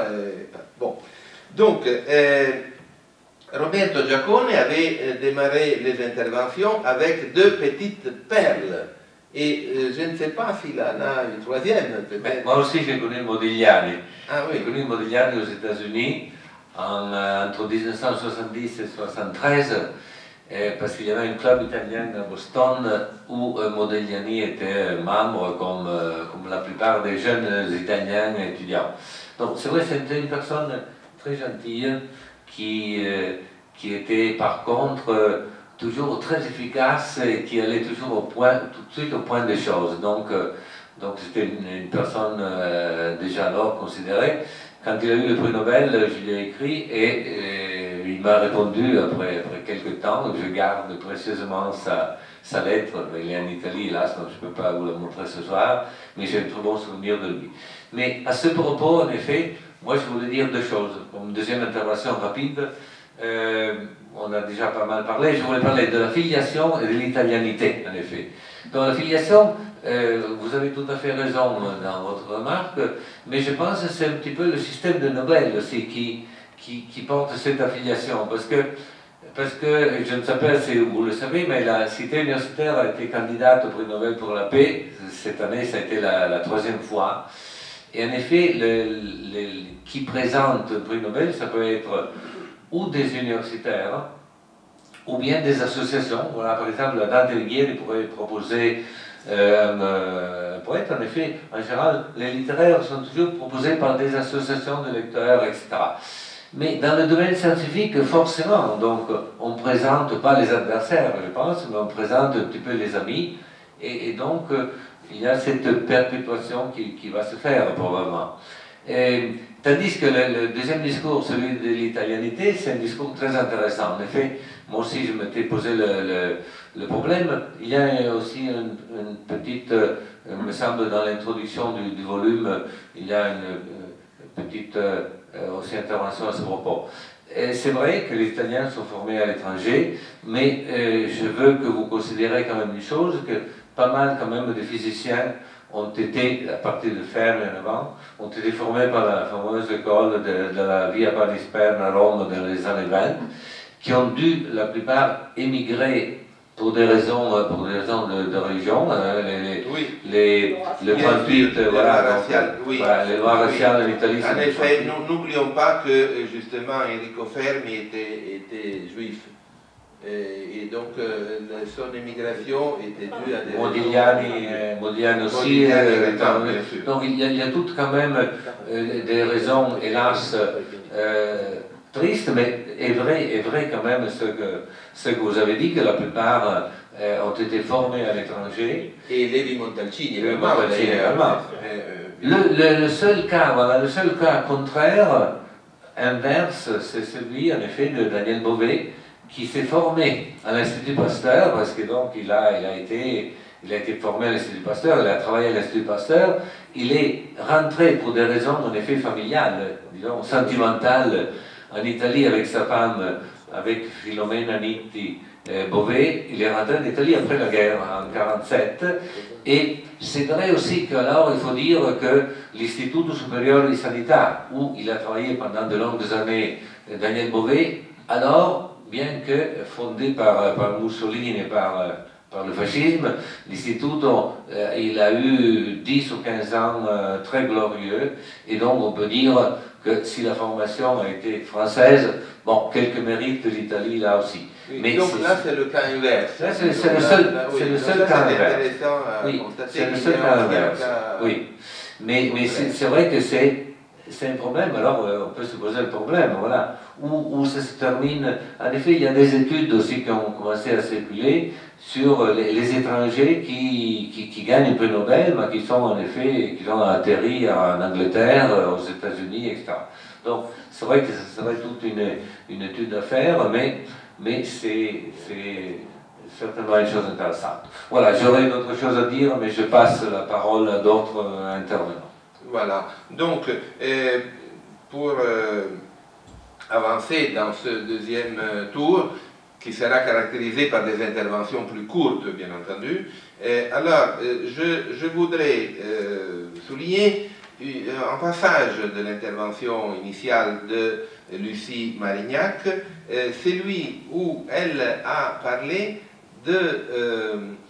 des discours de remise de prix et des discours des lauréats au moment d'accepter le prix. Alors ça, c'est un sujet, bien sûr, elle va parler de ce qu'elle veut, mais ça, c'est un aspect qui m'intéresse beaucoup. J'aimerais qu'elle développe davantage cet élément de sa recherche sur les prix Nobel italiens. Alors, il y a un discours qui a particulièrement frappé les esprits, et ça va me permettre justement de revenir sur un des deux prix Nobel de littérature, cette fois-ci, sur lesquels je voulais redire quelques mots. C'est le discours de Dario Fo, qui a été un moment absolument incroyable, paraît-il, puisque ça n'est que par ouï-dire et par lecture que je le sais, d'exhibition du théâtre du rire. Il a fait du Dario Fo, il a fait un spectacle extraordinaire de 45 minutes, à tel point que, paraît-il, même Bergman, qui n'était pas particulièrement prompt à s'amuser, a daigné sourire ou même rire. Et il a donc fait un moment de transmission physique, de numéros intenses, extraordinaires, de folie, de citations savantes, souvent fausses. Hein. Il a introduit par exemple un faux poème de Maïakovski dans son intervention, comme si c'était un poème de Maïakovski qu'il a commenté, qu'il a disséqué, dont il a tiré absolument toute la substantifique moelle, et puis il a avoué 2 jours après aux organisateurs, enfin aux membres du comité de Nobel, que ce poème était une invention de A à Z de sa part. Il a mélangé des anecdotes historiques, des faits divers, des différentes méchancetés vis-à-vis de tel ou tel, des chansons, des citations de son grand auteur populaire fétiche, Ruzzante. Enfin, il a fait une espèce de festival, et donc dans la salle de remise du prix, qui est quand même une salle assez incroyable, avec des poêles en majolique, du bleu, de l'or, des lampadaires de cristal, et devant le roi de Suède. Il a voilà une salle enfin, austère, ou plutôt d'un faste très traditionnel, on va dire. Il a fait un numéro de bouffon, littéralement. Et il a ri, s'est adressé à ses juges, et il leur a même dit chers académiciens, enfin je traduis bien sûr, chers académiciens, vous avez fait très fort. Il y a 11 ans, vous avez récompensé un nègre. Peu après, vous avez récompensé un juif, et maintenant vous récompensez un communiste. Vraiment, vous êtes tombé sur la tête. Alors le nègre en question, c'était le grand écrivain nigérian Vol Soujitra, et le juif, c'est Joseph Brodsky, le poète d'origine russe, qui en 87 a eu le Nobel. Bello avait eu le Nobel, mais c'était en 65, donc naturellement, c'est pas de lui que parle Fo. Et il leur demande, là aussi, dans une espèce de délire, où tout ça va finir, enfin, jusqu'où ils vont aller s'ils en sont arrivés là. Donc il a fait un grand numéro, et ça a été un discours tout à fait incroyable, mais ça a été aussi un discours qui a bien marqué ce que ce prix pouvait avoir de... Enfin, en quoi ce prix pouvait constituer un tournant, en quelque sorte, soit dans l'attribution des Nobel, soit dans une certaine conception de la littérature, parce qu'il y a eu une véritable affaire Dario Fo, il y a eu une querelle internationale à propos de ce Nobel, il y a eu des écrivains italiens qui ont pris la parole pour dire que c'était un scandale, qu'ils savaient que Dario Fo était un théâtreux, mais pas un écrivain, que première nouvelle que c'était un écrivain. Donc il y a eu des commentaires de la part d'écrivains importants, hein, comme Carlo Bo, comme Luzzi, plein d'incompréhension et aussi plein de ressentiments, plein d'aigreur, bon, aussi pour des raisons politiques, naturellement, ce que vous avez rappelé tout à l'heure sur l'anarchisme et tous les prétendus liens avec les brigades, etc. Mais on peut quand même considérer que c'est un Nobel qui témoigne de ce que la littérature peut avoir de multiforme, de la richesse de la littérature, et aussi de ce que peut-être à l'aube du troisième millénaire, c'est plus la performance artistique que le texte littéraire qui peut être valorisé. En tout cas, c'est un Nobel qui a été donné visiblement, si on en juge par tous les témoignages qu'on peut avoir de ce qui s'est passé dans l'Académie Nobel, et qui a été donné dans cet esprit, en fait. Et ça, c'est assez intéressant. D'ailleurs, seul de tous les récipiendaires du prix Nobel, Dario Fo a fait don de la somme très importante dont s'accompagne la remise honorifique du prix. A fait en sorte de monter une association qui permettait de donner à des handicapés toutes sortes de facilitations de leur vie quotidienne. Enfin, il a appliqué dans l'usage qu'il a fait de son prix ce qui avait été ses principes avec Francesca Ramé de vie, en quelque sorte. Hein. On peut rappeler peut-être pour notre public quel est le montant du prix. Je ne sais plus, mais c'est énorme. Je crois que c'est plus d'1 million d'euros. Oui, c'est beaucoup. Hein, c'est beaucoup. C'est un montant je ne sais plus. Important, et c'est, je crois, de loin le prix le mieux payé. Oui. Le mieux payé au monde. Hein, et quand on se rappelle que Pirandello, non seulement, bien sûr, voulait avoir le Nobel comme consécration personnelle, mais ne cesse d'écrire à ses familiers, à ses enfants, qu'il a chargé d'intercéder auprès de tel ou tel, à quel point sa situation matérielle est difficile, à quel point il a besoin d'argent, et à quel point ce Nobel serait le bienvenu pour lui permettre de finir de payer une maison, financer Martha Alda, ou bien sortir de la grande détresse financière où il est, ce sont les mots qu'il emploie, et que quand même, en somme, le comité Nobel pourrait faire ça pour lui, alors qu'il tire le diable par la queue, lui, Pirandello. Donc évidemment, quand on rapporte ça à l'usage que Ramé est faux, parce que c'est faux qu'il y a eu Nobel, mais il dit lui-même que c'est un Nobel qui est double, et qui est aussi un Nobel destiné à sa femme et compagne de théâtre, a fait ce Nobel. Enfin, c'est assez... il pouvait se permettre de faire un numéro de bouffon, parce que le bouffon, effectivement, ne faisait pas que dire que les choses étaient dignes de plaisanterie, mais aussi, il savait faire un usage sérieux et utile de cet argent. Voilà. Je vais m'arrêter là, parce que on pourra redémarrer après. Mais... Je peux confirmer, là, je vois dans la salle mon ami et confrère Paolo Romani, lequel était peut-être présent quand, ou de toute manière on s'était occupé ensemble d'un entretien que j'avais fait avec Dario Fo, dans lequel il s'était manifesté comme très sympathique, et on avait utilisé une partie de cet entretien même pour un CD consacré justement aux interviews les plus significatives d'une émission de radio dont on s'occupait ensemble. En effet, Dario Fo était d'une sympathie extraordinaire. En même temps, c'est sûr qu'il n'était pas un homme de théâtre au sens classique comme Pirandello, et c'est vrai qu'il était d'un extrémisme farouche. Donc, il pouvait susciter des perplexités, ça c'est logique. Mais en même temps, c'était... disons, la personne avec qui on pouvait passer assurément 1 heure de son temps, et même plus qu'1 heure, sans s'ennuyer du tout. Ça, c'est sûr et certain.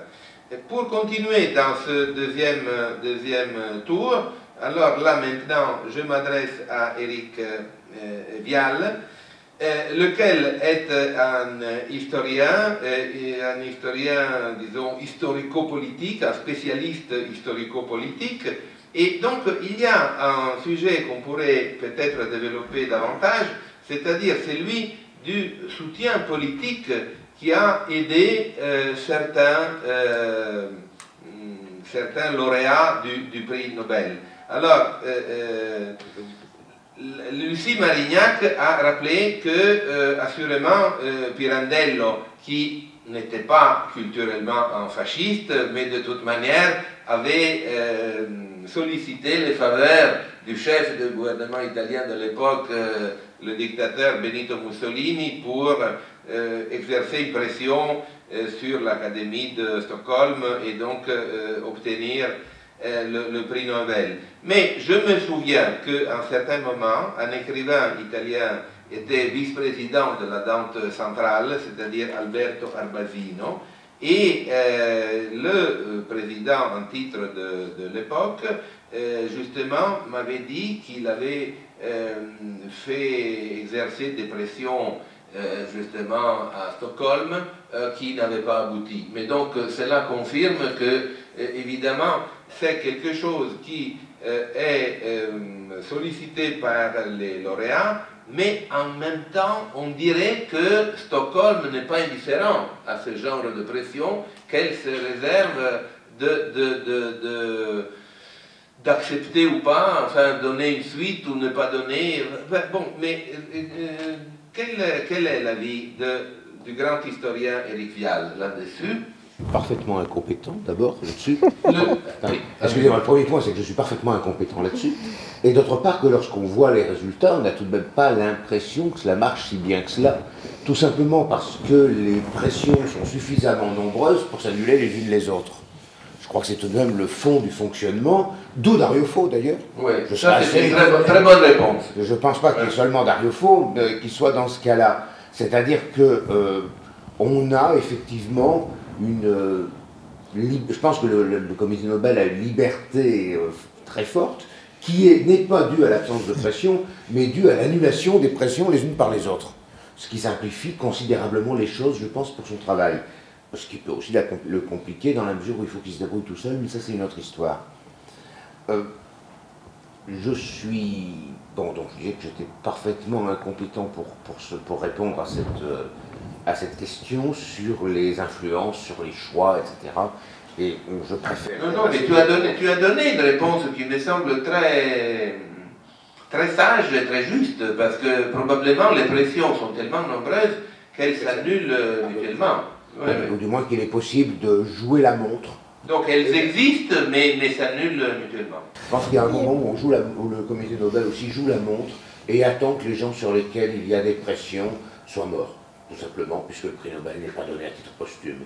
Ce qui est d'ailleurs dommage pour un certain nombre d'écrivains, ce qui a dû régler un certain nombre de problèmes aussi. Mais je voudrais faire quelque chose d'assez différent. C'est alors je ne sais pas quel est le point de vue italien là-dessus, mais je pense qu'il est de même nature que celui des Français sur eux-mêmes et des Français sur les Italiens. C'est-à-dire qu'il y a une incapacité à percevoir, hors de la littérature, le nombre, en fait, des Nobel. Je parlais de cette gaffe de Français Léotard. On a le même type. Alors, on a le même type de choses dans le regard français sur l'Italie. Non, moi, je faisais référence à une dame, pour ne rien... Oui, non, mais... On savait laquelle, effectivement, c'est la seule. Bon. Et qui a dit, effectivement, beaucoup de bêtises. Bon. Ça arrive. Léotard n'est pas arrivé de Premier ministre, bon, donc il n'est pas monté aussi haut, et ça chacun sait, plus le singe monte haut, enfin bon, passons. Mais je suis assez étonné par, alors, d'une part, la capacité d'oubli, peut-être aussi par la capacité d'oubli des Français vis-à-vis de l'Italie. Je pense à quelque chose qui m'a un peu frappé. Je suis tombé, quelque temps, sur un article de la revue Population, de l'INED, maison sérieuse en principe, sur les prix Nobel. Ils avaient fait un premier article en 67 qui était tout simplement piqué à un article italien, c'était un résumé d'un article italien. Donc ça allait à peu près. Article en 89 dans Population, on se retrouve avec, dans les statistiques pour les prix Nobel, l'Italie mélangée avec l'Espagne. Bon, vous avez une Europe du Sud-Est, vous avez la Scandinavie, et puis vous avez les pays sérieux, disons, voilà. Et c'est tout de même un petit peu étonnant. C'est-à-dire que la seule excuse, je pense, des Français de ce point de vue-là, sur notre ignorance des prix Nobel italiens, c'est qu'en général, nous ignorons les nôtres, à part quelques-uns particulièrement médiatisés, mais ils sont rares. Finalement, on a l'impression qu'il n'y a que des prix Nobel de littérature, ce qui n'est tout de même pas le cas, et qui est loin d'être le cas pour l'Italie. Dans le fond, l'Italie, évidemment, et je me demande d'ailleurs si on a le même problème un peu moins grave en France, si ça ne va pas avec ce que vous disiez sur l'incapacité finalement, non pas de fournir des prix Nobel, de fabriquer des prix Nobel, mais de les amener aux prix Nobel. C'est-à-dire que l'Italie se retrouve dans la situation d'un pays qui, à part le dernier cas que vous citez, forme des gens excellemment, mais ces gens doivent aller faire leur carrière ailleurs. C'est un petit peu énervant, disons, et je crois que cela va avec cette autoreprésentation, qui est une autoreprésentation qui existe aussi en France, avec des choses un peu bizarres, disons. Voilà. Cette incapacité à voir quels sont les Nobel. Bon, assez régulièrement, au moment de la saison des Nobel, on explique, on va retrouver soit des hommes politiques, soit des... Maintenant, la bêtise ambiante s'exprime assez bien sur les blogs des journaux, qui vont expliquer qu'il n'y a jamais eu de prix Nobel scientifique, que c'est pas sérieux, etc. Généralement, qu'il y en a suffisamment, c'est le moment où il va y avoir un prix Nobel scientifique, soit en Italie, soit en France. Bon, c'est rassurant, finalement. Mais je pense qu'il y a des gens qui ont des choses plus sérieuses que moi à dire. Moi, je voulais revenir sur votre question précédente qui avait trait au contexte politique ou aux pressions éventuelles qui avaient pu être exercées sur les membres du comité Nobel, dont il est vrai qu'elles sont si nombreuses pour tous les pressentis qu'elles finissent par s'annuler. Je précise qu'on n'est jamais candidat au Nobel, hein. C'est pas un dossier de candidature.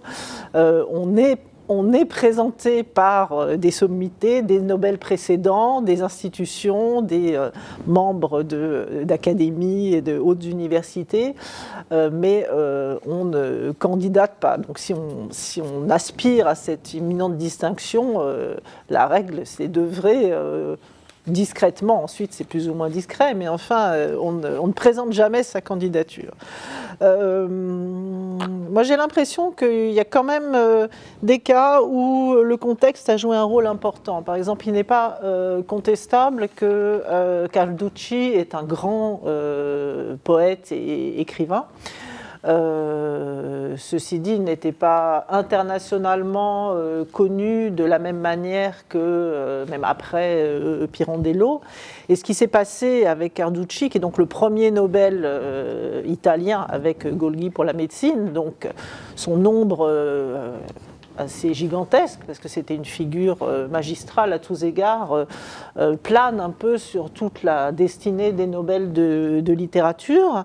Et on a l'impression que le prix a été donné à un poète européen, véritablement perçu comme européen, dans le contexte des années précédant la Première Guerre mondiale. Donc ça avait aussi un sens de couronner ce poète, et où il apparaissait comme représentatif en quelque sorte d'une forme d'internationalisme littéraire, c'est-à-dire que en quelque sorte, le Risorgimento, parce que Carducci est né en 1835, donc c'est quand même l'écrivain et le poète aussi de l'Italie de l'unité. Il avait plus de 70 ans quand il a eu le Nobel et il est mort 6 mois après, mais toute sa production est la production d'un écrivain de l'unité italienne. Et on a l'impression que le Risorgimento a trouvé en quelque sorte sa justification idéale dans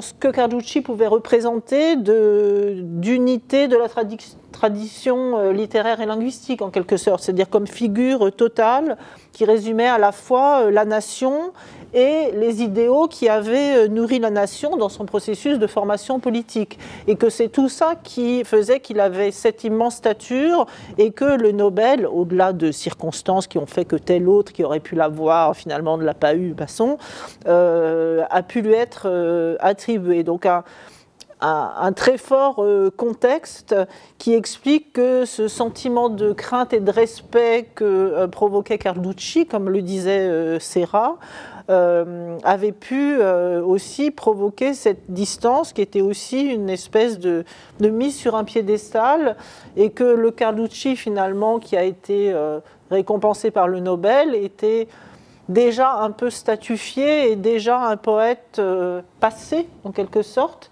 et que les poètes des jeunes générations du début du siècle l'admiraient, le vénéraient, mais ne se reconnaissaient plus finalement tellement en lui. Donc on a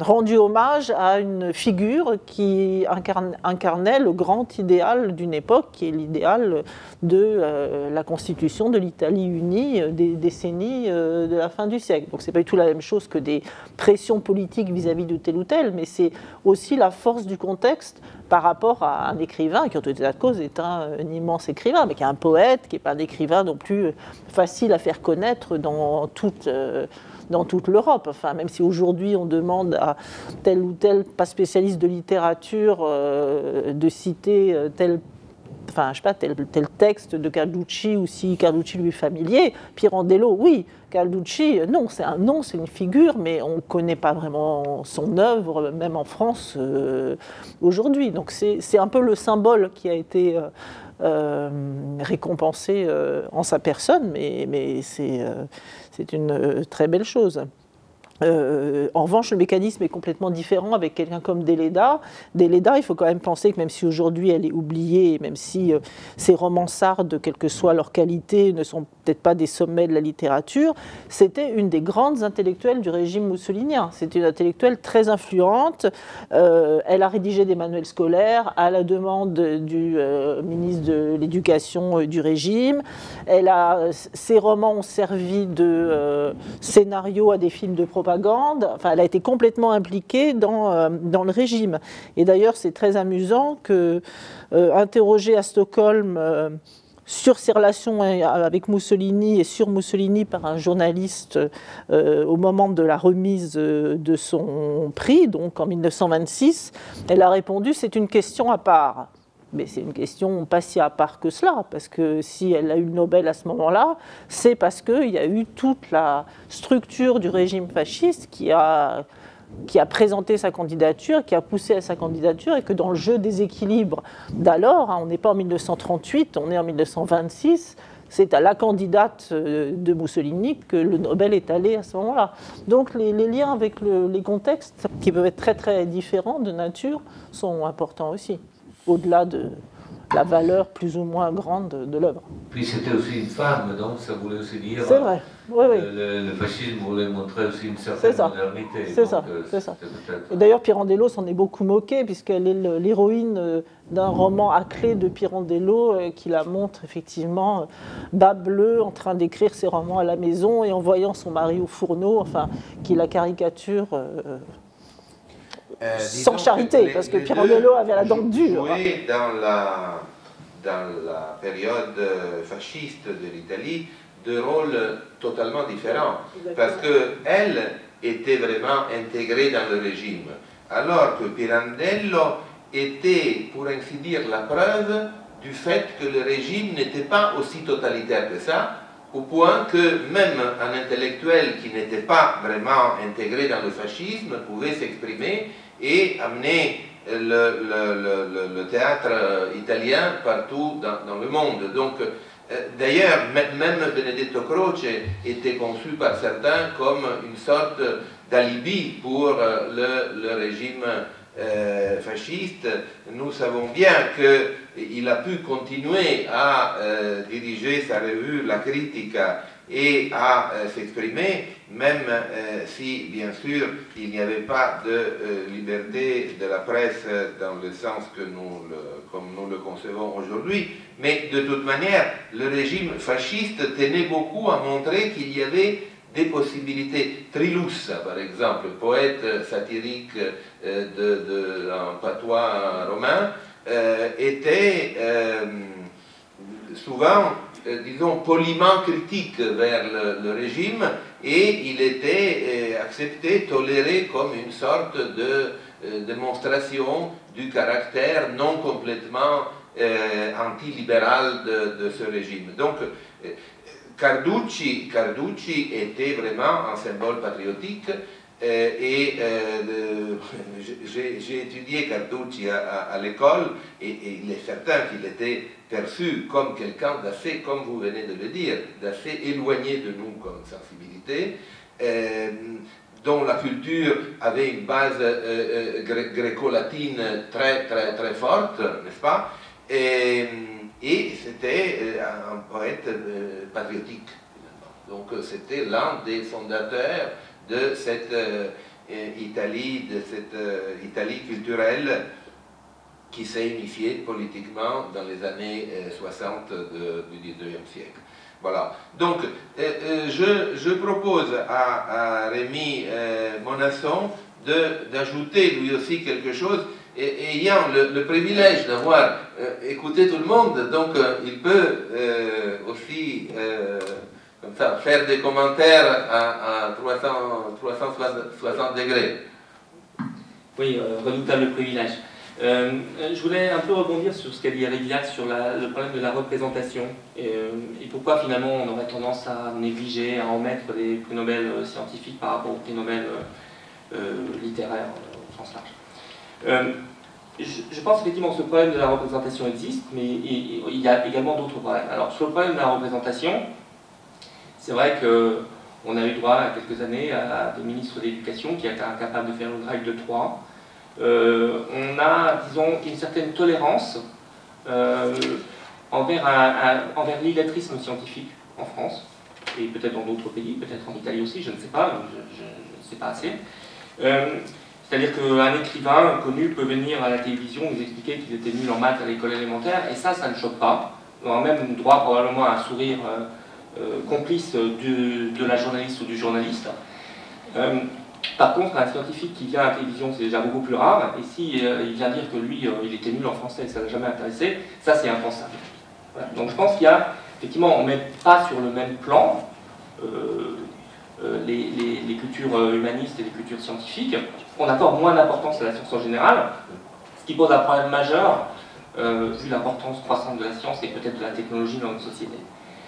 Ça c'est une chose. L'autre problème, je pense, parce que je ne suis pas sûr que finalement la représentation de la science chez l'américain moyen, elle est bien plus élevée qu'elle peut être chez le français ou l'italien de la rue. C'est un problème tout simplement de ressources. C'est un problème de ressources. Les ressources données à la science aux États-Unis, en France, en Italie ne sont pas les mêmes. Et ça a des conséquences sur le prix Nobel, sur le nombre de récipiendaires du prix Nobel. Je suis d'accord aussi que la communauté scientifique américaine est extrêmement bien organisée. Il y a des lobbies qui peuvent, bon bien sûr, les influences mutuelles qui peuvent se compenser, mais enfin quand même, ils sont très bien organisés et il y a une représentation très forte de la science américaine justifiée par les résultats obtenus, mais aussi par le poids de la communauté. Donc il y a un phénomène d'inertie dans les Nobel, comme c'était souligné auparavant. Puis il y a aussi une petite question, je me pose un peu iconoclaste sur les Nobel, je me demande finalement à quoi ça sert quand même le prix Nobel, parce que là, on a eu justement Lucie Marignac qui en a parlé pour Dario Fo. Là, on a une réponse concrète, ça sert à quelque chose. Pour d'autres, c'est assez intéressant de voir les réactions, par exemple, des prix Nobel, disons, comment les prix Nobel, les récipiendaires peuvent, disons, réagir à l'annonce du prix et en faire quelque chose ou pas. Donc, on peut avoir des satisfactions personnelles, sûrement très très méritées, hein, bien sûr. Mais je me suis toujours demandé à quoi ça servait. Est-ce que ça avait un impact, par exemple, en sciences, un impact scientifique? Alors, il peut y avoir un impact limité, par exemple, sur quand un prix Nobel reçoit son prix, eh bien, il peut favoriser la communauté correspondante. Finalement, un plus gros laboratoire, plus de moyens, tout ça. Donc, pourquoi pas. Donc ça arrive parfois. Il peut y avoir un impact aussi parfois au niveau de l'éducation, justement, on peut essayer de contrebalancer l'effet dont je parlais. Donc j'en parlais juste avant la table ronde avec Lucie Marignac, je pense au cas de Georges Charpak en France, qui a eu le prix Nobel donc, pour la mise au point, la conception de détecteurs en physique des particules. Et lui s'est énormément investi pour l'enseignement des sciences, à travers des associations comme La Main à la Pâte. Enseignement des sciences, non pas au niveau universitaire, hein, mais au niveau de l'école élémentaire et au niveau du collège. Donc ça, c'est quand même aussi, je pense, un peu, peut-être pas comme Dario Fo, mais en fait dans une lignée altruiste quand même. Et puis, on peut avoir aussi certains cas finalement, on a l'impression que les scientifiques accèdent à un éclairage médiatique intense, ce qui n'est pas du tout le cas normalement, et donc à une seconde carrière parfois, des fois, dans certains cas, donc, où certaines personnes laissent plus ou moins tomber la science pour devenir des personnes médiatiques. Alors, c'est aussi intéressant de voir la diversité des réactions humaines à la réception d'un prix Nobel. Quelque chose, je trouve, intéressant. Voilà, c'est une bonne question. Là, maintenant, il est tard, donc il s'agit de conclure ce débat. Et je pense que sur cette question, à quoi ça sert le prix Nobel, peut-être Lucie Marignac est la personne la plus qualifiée d'entre nous pour donner une réponse qui sera la conclusion de notre débat d'aujourd'hui. Je vais avoir du mal à répondre. Je peux juste essayer de dire que comme le récipiendaire d'un prix Nobel devient inévitablement une figure médiatique, encore plus aujourd'hui, mais c'était déjà le cas dans les années 50 et après, et même, par exemple, le prix Nobel de Golgi en 1906 a eu de grosses retombées médiatiques plus scientifiques, mais enfin quand même, pour ne rien dire de celui de Marconi, qui a fait évidemment énormément parler de lui, vu la nature aussi de ses découvertes. Après tout, ça sert plus ou moins dans la société, c'est ça aussi que le livre essaye de vraiment analyser, c'est-à-dire les retombées, pas seulement dans le domaine scientifique du lauréat, qui peut effectivement développer l'éducation dans son domaine, avoir de meilleures équipes, défendre une certaine idée de la science et de la recherche, mais aussi des retombées culturelles et sociales. Il y a des prix Nobel qui se sont saisis de ce prix pour avoir en quelque sorte une tribune ou dire ce qu'ils pensaient d'un certain nombre de sujets de société importants et pas toujours liés à leur domaine de recherche. Quand un biologiste parle, quand des journalistes interrogent un biologiste sur les questions de procréation médicalement assistée, bien sûr, il y a un lien avec leur domaine de recherche.